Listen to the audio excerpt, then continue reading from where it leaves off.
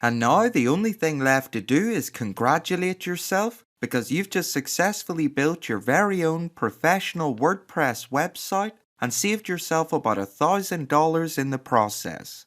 And I really hope you're feeling good about it. So we have our homepage looking awesome with our banner and our call to action button linking to one of our pages or posts. Then if we scroll down on the homepage, we have a list of our different blog posts with featured images. Our sidebar is also looking great with any images, text, and anything else we decided to add.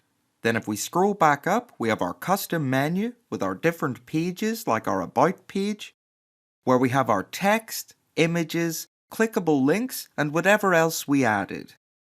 Then we also have a contact page with our form on it, so people can get in touch with us or ask questions.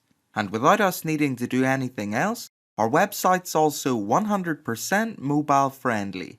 So if we change the size of our browser window or visit our website on a mobile phone or tablet, it's basically guaranteed to always look amazing.